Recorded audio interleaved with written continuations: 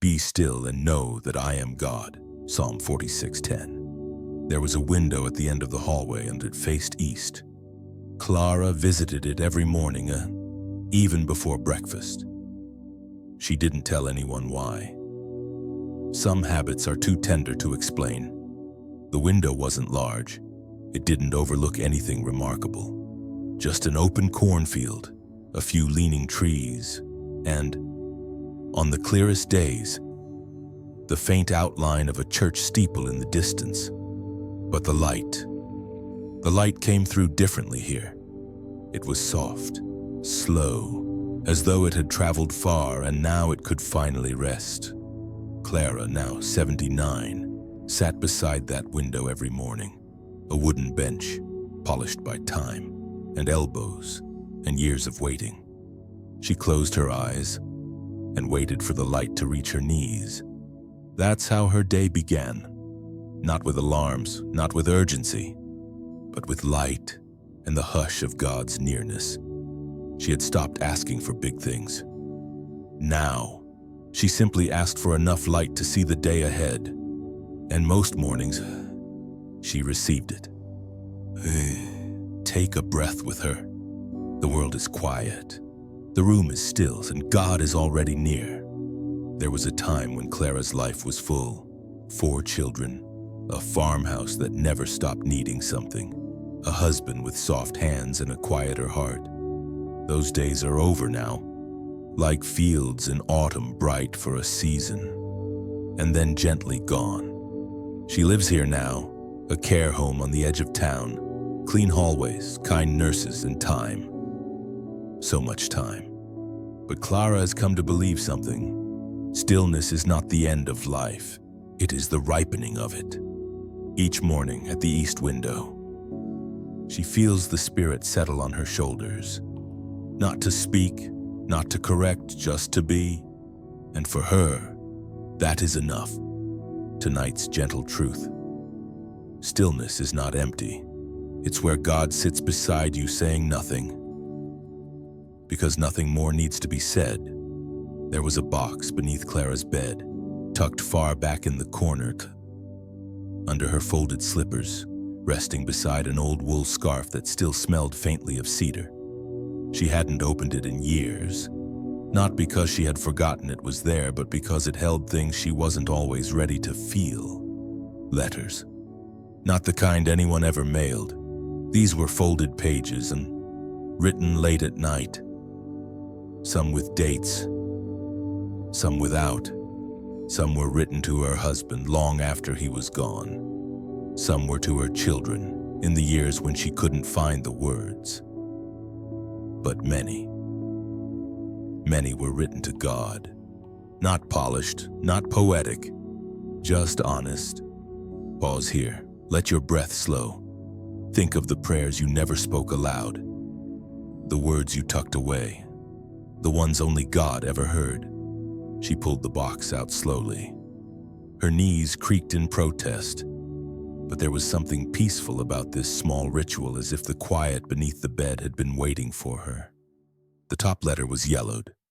The folds had worn thin from being opened and closed too many times.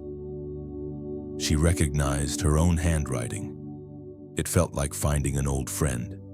She opened it with care. Lord, I'm not sure what to pray anymore. I miss him. I know he's with you, but I miss him here. The bed feels too wide now, and the house doesn't breathe the same without his voice in it. She stopped reading, let the letter rest on her lap. The room was still, but something in her chest shifted. Not sadness exactly, but more like release. Like the letter had finished what it was meant to do. Rest here for a moment. There is no shame in missing what was. No weakness in needing God to hold what your hands can't carry. Clara reached for another. This one was never finished.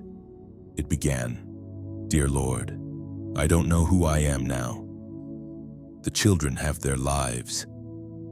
The house is sold. And I'm still here, waiting. The ink stopped halfway down the page. No sign-off, no amen, just a blank space. wide and unfinished.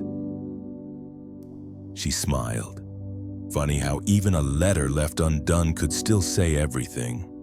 She folded it back slowly, carefully, as if she were tucking something sacred back into its place. And maybe she was? Tonight's gentle truth: God remembers the words you couldn't finish. Even silence can be a prayer. Even to your old age and gray hairs, I am He, I will carry you. Isaiah 46:4. The chair was always there. Worn blue fabric, curved wooden arms, and a soft indent in the seat. Shaped by years of sitting, thinking, and being still. It sat quietly beside the east-facing window, Clara's morning place. She hadn't gone there in 2 days. A touch of fever. Nothing serious, the nurse had said, but enough to make her stay in bed, watching shadows instead of light. This morning, though, she felt stronger. She shuffled gently down the hall, hand trailing along the wall like a familiar companion. The window greeted her first, that soft golden hush of early morning sun, and then the chair, waiting, just as she'd left it. She smiled. It felt like home. Breathe gently now. Let this room be yours for a moment. No expectations, no noise, just light, and the soft waiting of grace. She sat down slowly. The chair welcomed her without a word, as it always had. Across from her, the field stretched out like a quiet psalm. Bare trees, dry stalks of last season's harvest, and far beyond, the faint white spire of the church steeple. Clara exhaled, not just from her lungs, but from her soul. She didn't come here to figure things out. She had long since released that need. She came to sit, to be seen, to be reminded that she still belonged here. Not just in the building, not just in the routine, but in this world, in this light, in this season of life that others often called the end, but which Clara had learned to call enough. Let that settle inside you. You are not past your purpose. You have not outlived your place in God's heart. She watched the sunlight move across the floor, slow and steady, like breath itself. She whispered aloud, not expecting an answer.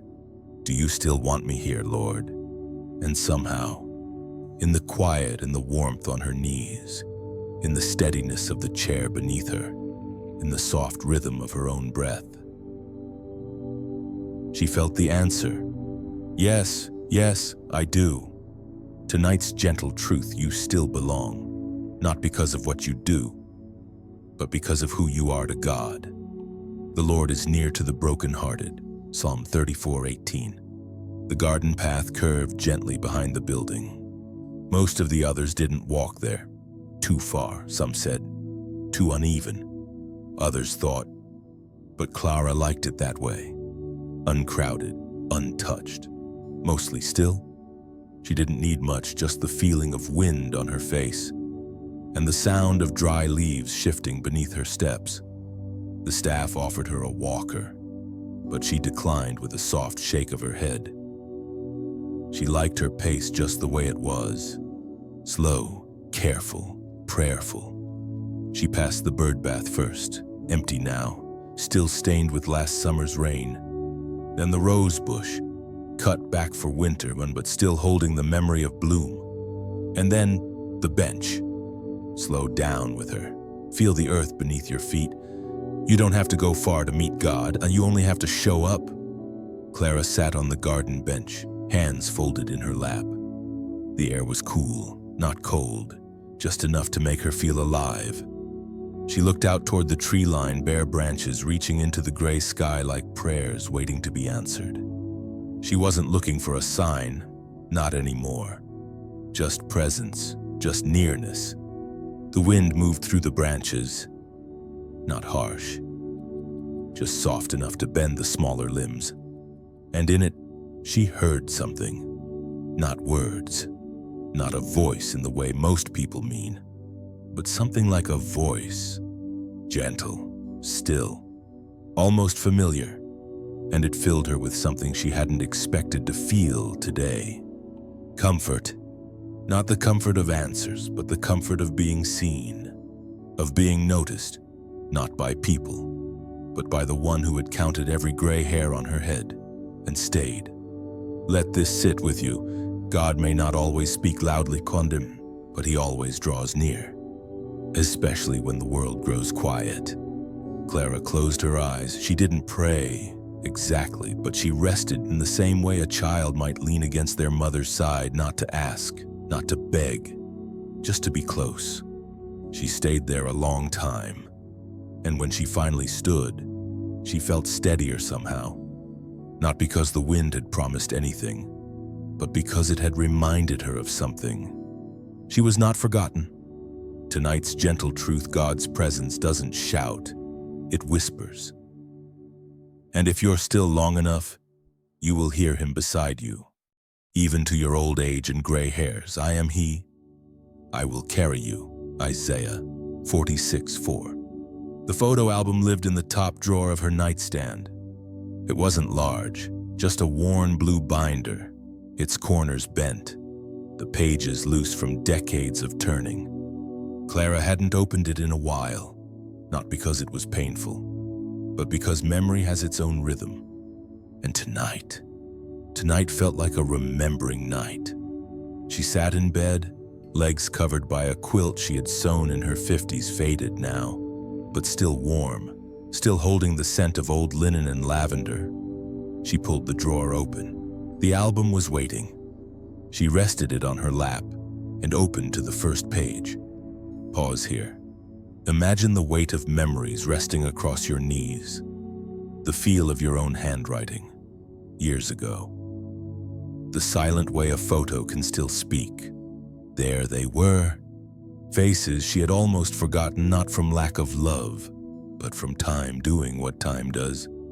Her children as babies, sun hats, grass-stained socks, chocolate-smeared cheeks.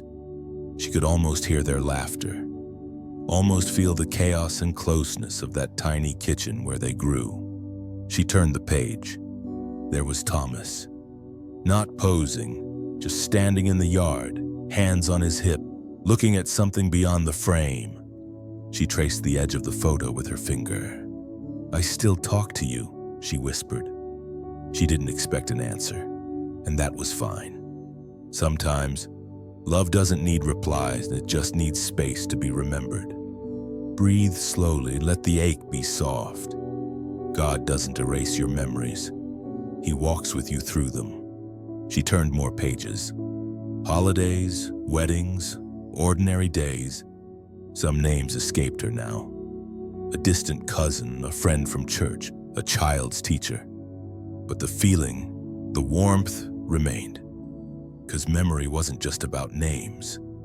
It was about the way Thomas looked at her when he thought she wasn't watching. The way her youngest clung to her skirt after church. The way light used to fall across the living room floor in late October. She closed the album gently, not from sadness, but from fullness. Her hands rested on the cover. "Thank you," she whispered. And in the quiet that followed, she felt it again. The nearness of God, not watching from a distance, but sitting on the edge of the bed beside her, holding the memories too. Tonight's gentle truth, your memories are not dust. They are holy, and God remembers them with you. "Peace I leave with you, my peace I give you." John 14:27. The tune came to her in the dark, soft, like a memory wrapped in lace. She hadn't sung in years, not aloud, not fully. Age has a way of making the voice quieter. And sometimes, you forget you ever carried songs at all. But tonight, as the wind brushed the window and the halls had all gone still, a melody found its way back to Clara's lips. She didn't try to stop it. She let it rise gently and like steam from a cup of tea. Close your eyes for a moment. Think of the last song you loved, not the one you performed, but the one you needed. Clara hummed the first verse before she remembered the words. They came slowly, one at a time, as if climbing out of sleep. Jesus, keep me near the cross. They're a precious fountain. She paused. That's all she could remember, but it was enough. The notes lingered in the room like incense, faint and holy, and not meant for anyone but God. She sat there in her nightgown, hands folded, not singing for performance but for presence. The kind of singing that doesn't require a choir, only a heart still longing for nearness. Let yourself hum softly. You don't need to be in tune. God hears your voice in ways no one else can. Clara leaned back against the pillow. She was tired, but not from sorrow, just from living a full day. The melody still played quietly in her chest, like a lullaby meant only for her. She thought of church pews, of hymnals held in hands that have long since returned to the earth, of her mother's voice, carried gently beside her own in that small wooden chapel. She thought of the cross, not in its pain, but in its promise. Near the cross, she whispered it like a prayer. Near the cross, and in that moment, peace returned, not as a feeling, but as a presence. It wrapped around her like a blanket she didn't need to fold. It stayed, even as her eyelids grew heavy. Tonight's gentle truth. Worship never leaves you. Even when the words fade, the Spirit still sings. The Lord is my shepherd, I lack nothing. Psalm 23:1. It started with a knock. Soft, polite, as if the knocker wasn't sure they should disturb anyone at all. Clara looked up from her afternoon tea. The light outside had begun to tilt that late-day golden hour where everything felt wrapped in honey. She didn't get many visitors. Most had long since moved on, or found it too hard to visit what reminded them of time. But today, someone knocked. "Come in," she called gently. The door opened slowly, and there she was, a young woman, maybe 30, maybe younger. She wore a green cardigan and held a paper bag and a thermos. "Hi," she said, a little breathless. "I'm Anna. My grandmother used to live here. I come sometimes just to sit in the garden." Clara smiled. "You're welcome to sit here too," she said. Paused with her. Sometimes grace enters without a schedule, and healing begins over something as simple as shared tea. Anna stepped in. "I brought muffins," she said, a little sheepishly. "They're not amazing, but they're warm." Clara chuckled. "Warm is enough." They sat by the window, the one that faced east. Anna poured tea. Clara broke a muffin in half. For a while, they didn't talk, and that was fine. Sometimes conversation isn't made of words. Sometimes it's just the feeling that you are not alone in the room. Anna looked out the window. "My grandmother used to sit here," she said. "I think she liked the light." Clara nodded slowly. "So do I." They sipped. They paused. And then Clara spoke. She used to hum "Your Grandmother." I heard her once, out by the rose bush. Same song every time. Anna's eyes filled. "Near the cross," she whispered. Clara nodded again. "That's the one. Let your heart open gently. God weaves lives together, sometimes through blood, sometimes through song, always through presence." They talked a little more after that, about gardens and muffins and grandmothers who loved the color yellow. When Anna stood to leave, she looked at Clara softly. "Would it be all right if I came back next week?" she asked. Clara smiled. "You don't need to ask, just come." The young woman left, but her presence remained, settling into the room like something planted. Something living. Clara sat alone again, but she didn't feel alone. And maybe that was the gift.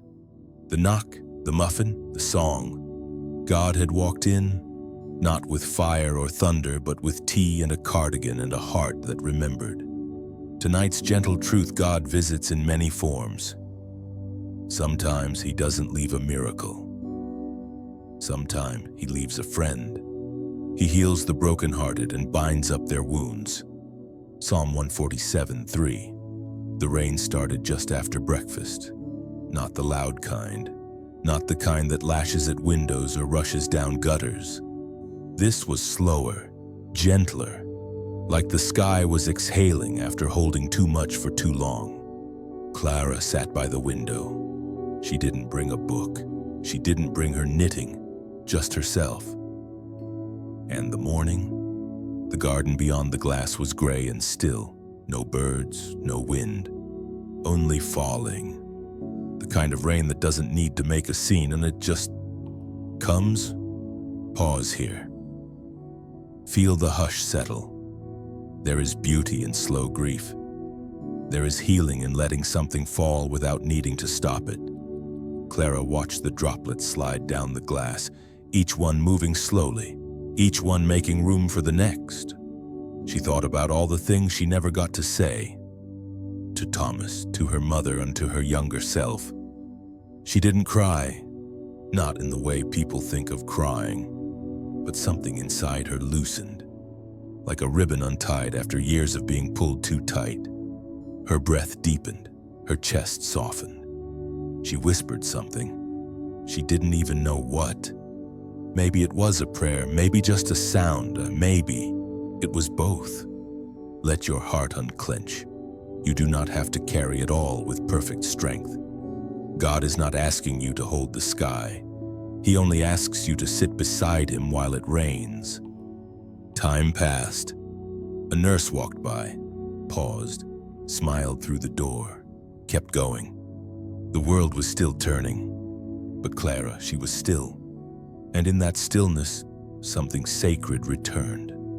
Not joy, exactly, not clarity, but peace, the kind that comes not after the storm, but during it, the kind that doesn't chase the rain away, but lets it fall, with God's hand underneath.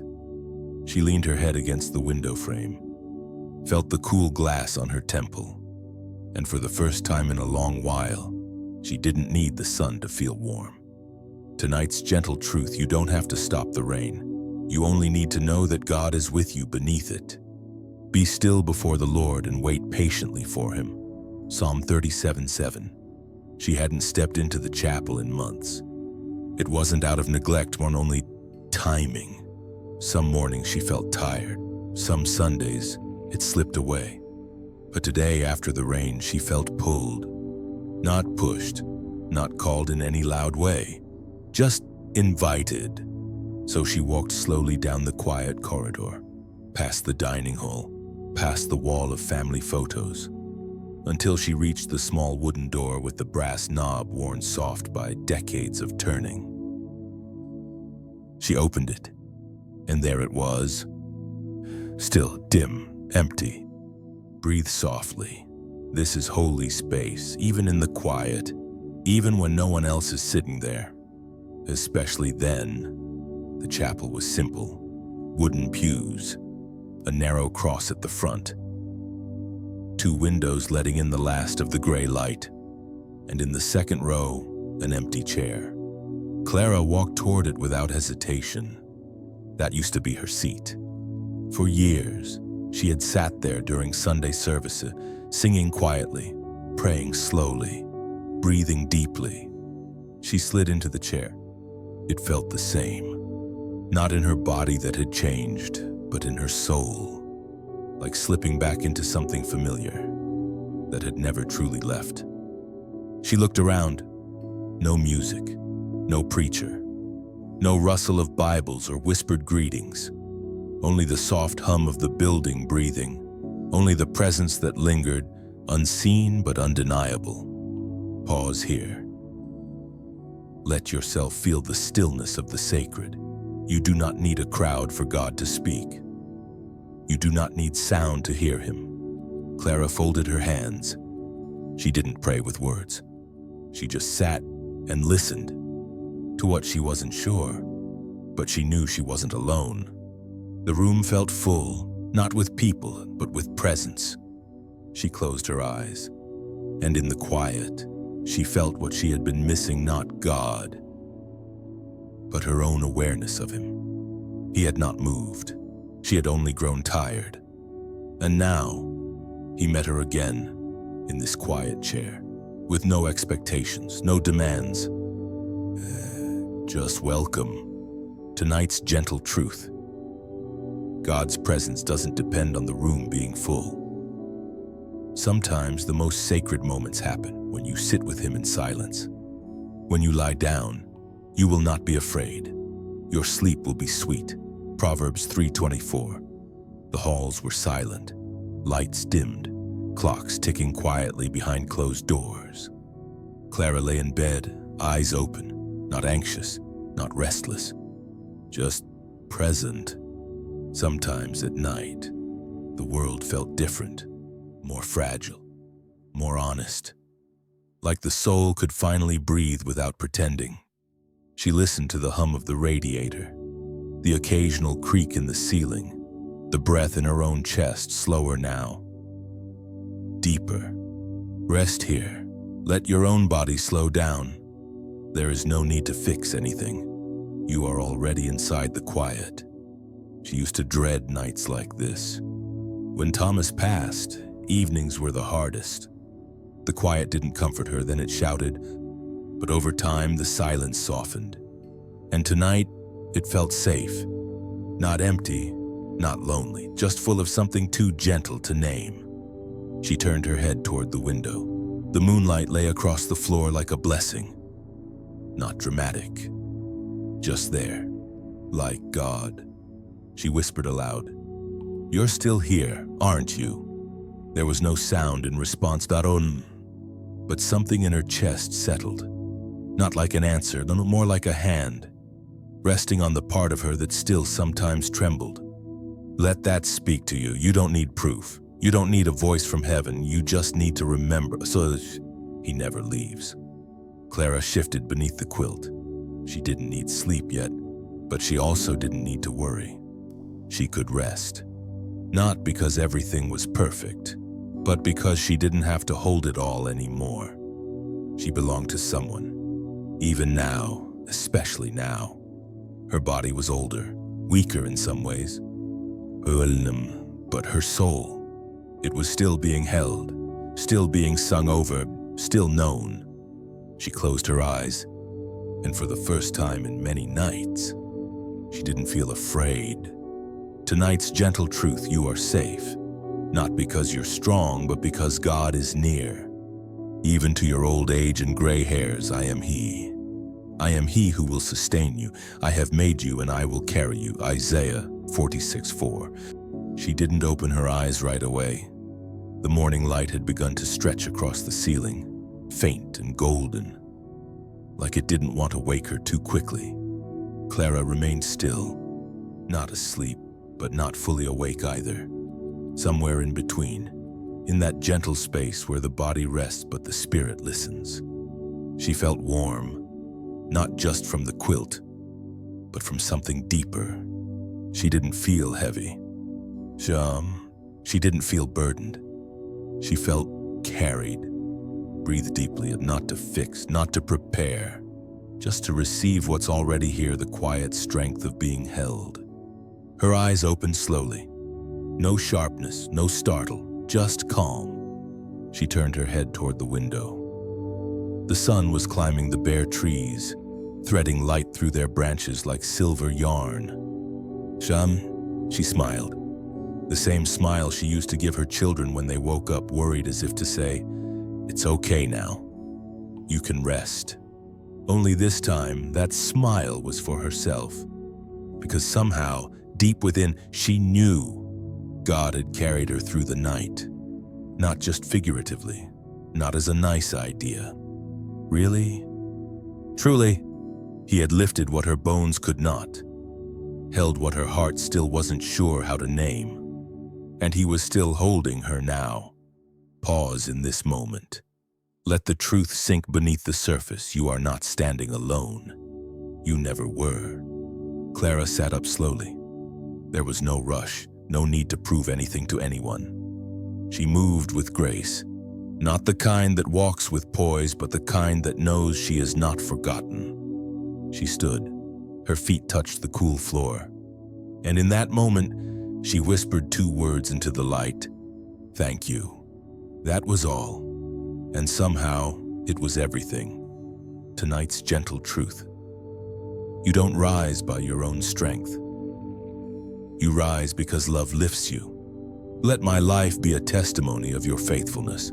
Psalm 119:90, paraphrased. The paper was thick, cream-colored, folded and kept beneath her Bible for years. Waiting. Clara sat at her small writing desk, morning light resting on her shoulder like a shawl. The pen felt steady in her hand. She didn't plan the words, didn't rehearse them. She simply let them come. Breathe slowly. This isn't a letter of farewell. It's a letter of faith, quiet, honest, and full of grace. She began. Dear Lord, I don't know why today feels different. Maybe it's the sky. Maybe it's the way the morning air smells like spring again. Or maybe it's just time. I've written to you before in the dark, in the ache, in the silence. But this letter, this one feels more like a thank you note. She paused, let her hand rest. The room was quiet, but not empty. She continued. Thank you for the years you walked beside me, and the ones I didn't know you carried me, for the hands I held, and the ones I had to let go. Thank you for the songs I forgot, and for singing them back to me in the night. Thank you for Thomas, and for letting me love him long enough to miss him. Thank you for the children all grown now, but still small in the corners of my heart. And thank you for this slow season, where I've learned that stillness is not lack, but presence. She breathed, looked out the window, then wrote the last lines. I don't know when you'll call me home, but whenever you do, I won't be afraid, because I've already met you in the garden, in the silence, in the empty chair, and in the light that touches my knees each morning. I'll be ready. Love always, your daughter, Clara. Let this truth hold you. You don't need perfect word. You don't need closure. Sometimes, you just need to let what's inside you become a quiet offering. She folded the letter, pressed her fingers to the crease, and placed it gently beneath her Bible again. Not to hide it, but to let it rest like a seed waiting for the right moment to bloom. She didn't need anyone else to read it. It was already read, already heard, already received. Tonight's gentle truth. Your life is already a letter. And God has read every line with love. You will guide me with your counsel and afterward receive me to glory. Psalm 73:24. It was early, the kind of early that makes everything softer, before the nurses stirred, before the doors creaked open, before the light had fully risen. Clara was already awake. Not restless, not weak, just aware. She knew the window would be waiting, the bench, the field, the hush, and something else. She didn't know what to call it, but she felt it. Breathe here. Something sacred is unfolding, but not with drama, only with peace. She dressed slowly. Wool cardigan, slippers. The soft scarf Thomas had given her long ago, the one she never stopped keeping close. She didn't need help this morning. Her steps were sure, not quick, but guided. She walked the familiar hall, nodded to the morning nurse, opened the chapel door one last time, but kept walking. The window was where she was going, the one that faced east, the one that caught the first light. The room was empty, but it didn't feel that way. She sat. The bench welcomed her back. The sun was slow, but sure.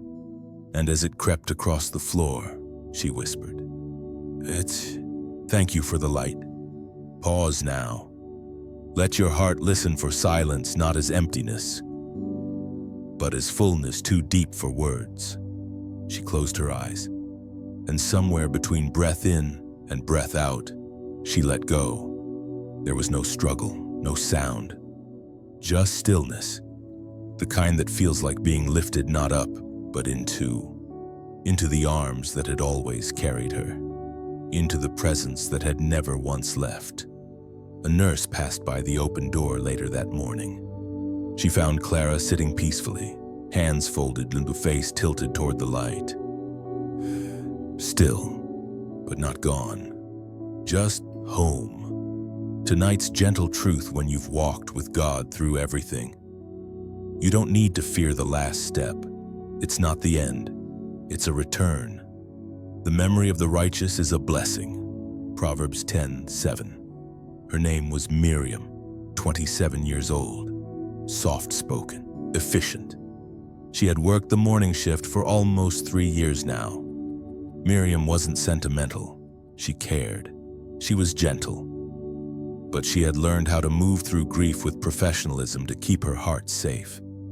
But something about Clara had always been different. Clara didn't need much. She never asked for more time or attention. She never complained. But when you were near her, you felt something. Peace, stillness. That strange kind of quiet that doesn't pull away, it draws you in. Pause here. You may not know what your presence gives others, but God does. Miriam had passed Clara's room that morning, coffee in hand, clipboard under arm. She noticed the door slightly ajar, the morning light spilling across the floor, and Clara sitting, still facing east. She called her name softly. No answer, but she didn't panic. She stepped forward, kneeling slowly and touching Clara's wrist. Then she closed her eyes for just a moment and breathed. It felt like stepping into something holy, not because Clara had passed, but because something larger had come. Peace. The kind you can't manufacture. The kind that comes when someone has lived gently and let go gently too. Let that truth find you. A faithful life speaks even in silence. Later, Miriam would clean the room. She would fold the blanket at the foot of the bed, pick up Clara's Bible, notice the letter beneath it, but not read it. She would light a candle beside the photo just because it felt right. And that night, after the shift ended, she would sit by her own window at home, cup of tea in hand, and whisper, "Thank you, Clara," because she knew without ever saying it aloud, Clara had left more than memories. She had left peace behind. Tonight's gentle truth. You may never see the full harvest of your life, but those who walk behind you will walk more gently, because you walked with God. Surely goodness and mercy shall follow me all the days of my life, and I will dwell in the house of the Lord forever. Psalm 23:6. It was spring when they came.